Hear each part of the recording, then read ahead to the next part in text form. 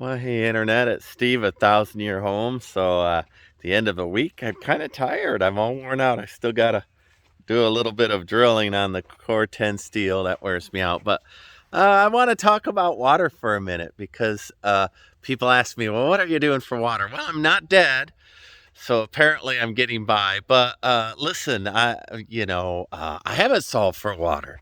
So water's tough for me. The first thing is I have a horse out here, and when the stock pond goes dry, he starts looking to me for water. So so rotate. I still run this, this thing worked really well. I think I need to put them on all of the connexes. It's not on that one at all, but in an inch of rain, I fill up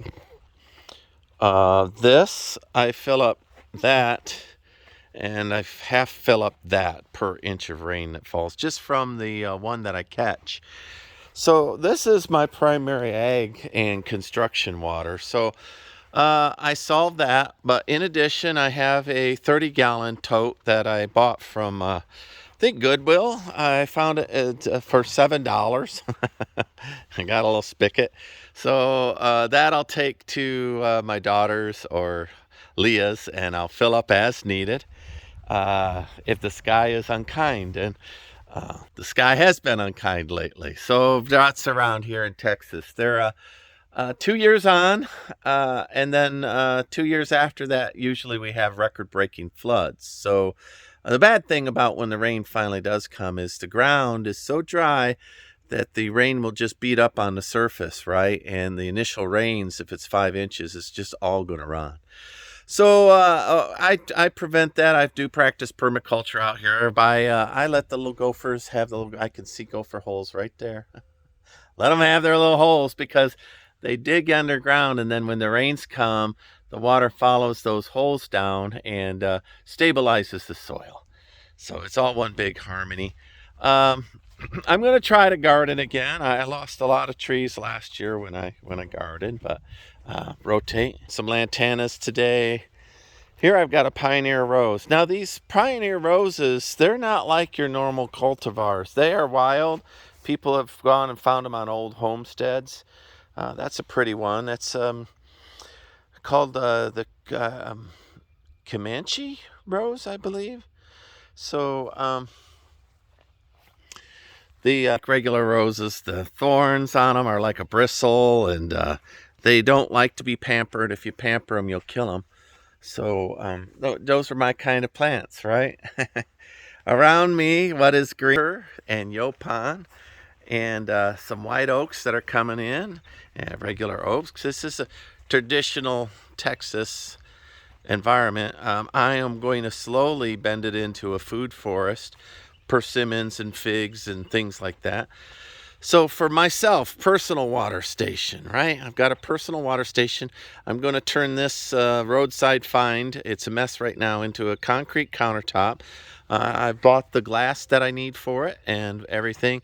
So this is my personal water station. And when I want to wash up, you'll see that I've got this USB thing. Leah and I did a video on it yesterday. So, I can wash my hands, and I don't drink out of these. For drinking water, right now, since I don't have a any refrigerator. Everything I'm living is out of a cooler, and has been for 9 months. uh, I buy a thing of water, and and then iced teas and things like that, and it's all ice kept. And I do save the ice water to water the garden. And anyway, it's all kept, ice kept.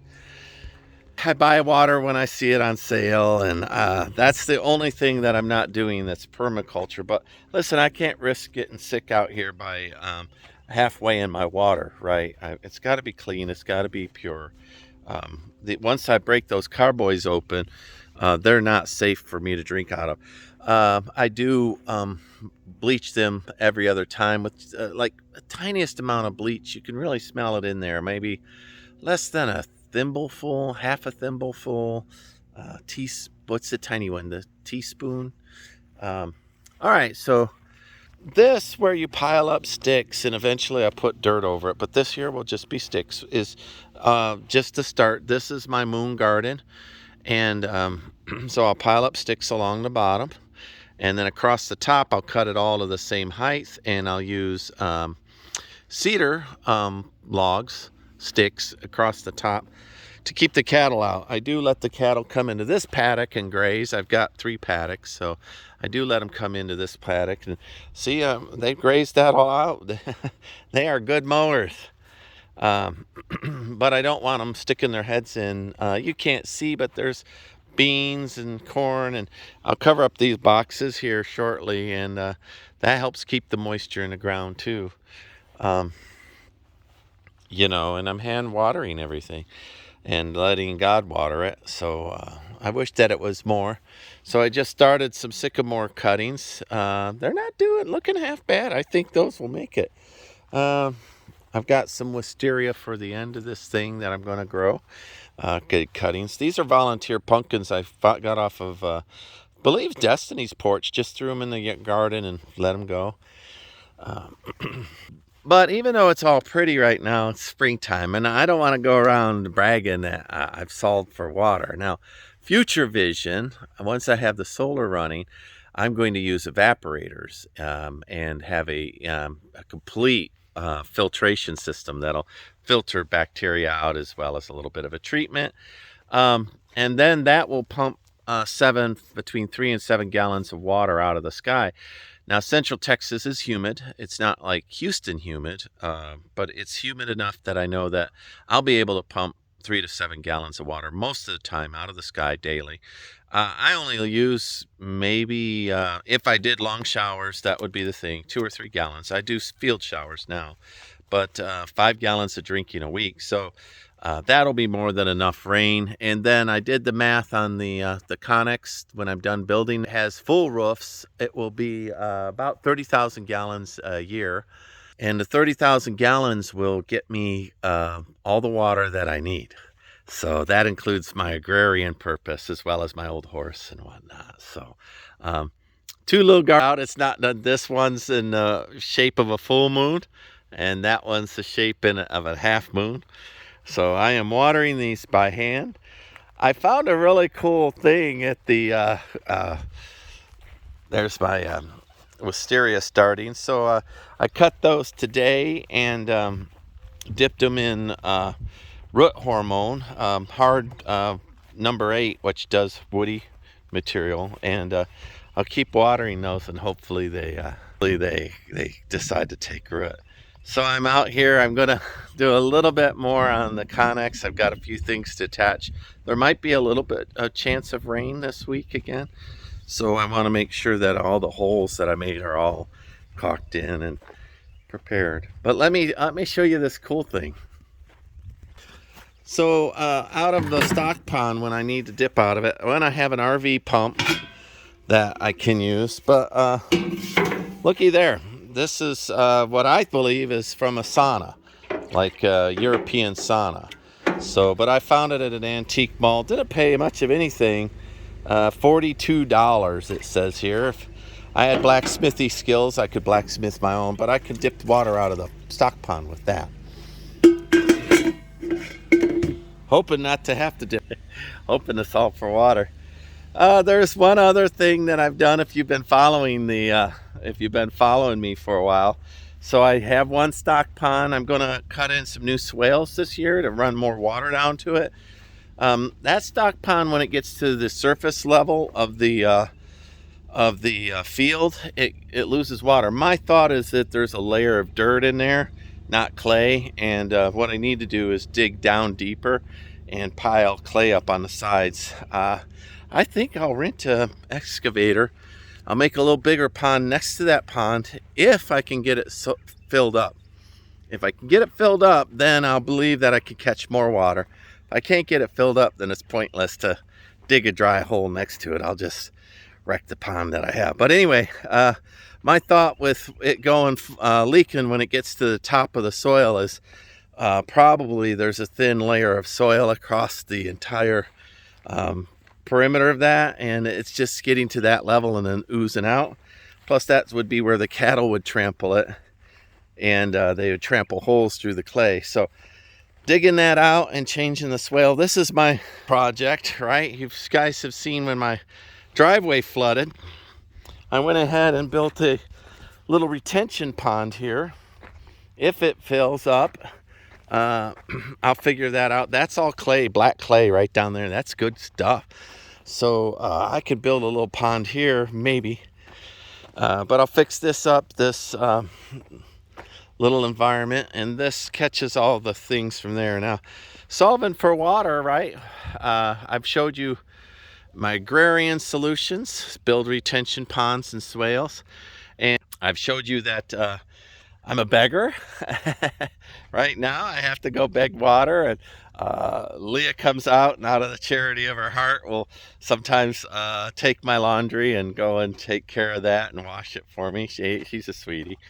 But on rare occasions when she's not around, I'll go and wash it myself, usually at my daughter's, but occasionally I'll do a trip into town. So I am living too Spartan. I have little washcloths that foam up. They're for like in a hospital, so I can wet those down with boiling water, and I can wash with those and dry off. I also use a camp shower in the trees, and then I like to go do my beard and shave my head and do all my real toiletry twice a month. I try to get to a real shower. Twice a month. That was a little exaggeration. Twice a week, I try to get to a full-size shower. So I am borrowing, right? I can't say I'm living off grid and I've solved for water. No. I'm using other people's kindness and other people's water to get by, but not a lot. Not a lot. Like I say, just the laundry would be the biggest thing, right? Because I getting filthy out here, filthy. I do have a wash machine out here already, but I don't capture enough water from the roof. That when I say an inch of water, that sounds great, giving me filling up all that stuff. The problem is I'm not getting inches of water. I'm getting not enough water at a time to even have a runoff. So, you know, a 1/16 of an inch one day, maybe a 1/4 inch the next day, and I'm at least 50% or more low on annual rainfall. So anyway, I haven't solved for it. I'm using humanity's water. I'm buying water. I'm doing some stuff. But future vision with the condenser, atmospheric condensers, and better stock pond management, and water retention with the cistern off the roof, and I will have mastered water without drilling a well and without hooking aqua. I did have aqua come, and I wasn't patient enough for them, and they wanted $5,000 for them to, and in fact I gave them $300 just to come out and tell me they wanted $5,000 to do the full survey and pull the water meter to the edge of my property. I still got a 1/4 mile that I would have to run the water myself all the way down here, and plastic pipes aren't free, and putting that all together would require an inspector, and then I'm still on aqua water. So the water out here is bad. When people tell me they run little itty bitty wells, it's very irony, yellowish. I grew up on that and don't really mind the flavor of mineral water, but it stains your clothes, and clear water is a better deal. Anyway, I'll be capturing clear water. So that's the future state. But when people see that it's so green and lush out here, and listen, I'm just borrowing the grace of God. I'm doing a little bit of work to make it better. But if it doesn't rain, eventually by July, August, this green and lushness will die back quite a bit, and then I'll be stuck. But my gosh, what a great spring I've had. I'll walk around, take some pictures so y'all can appreciate how much flowers we have this year.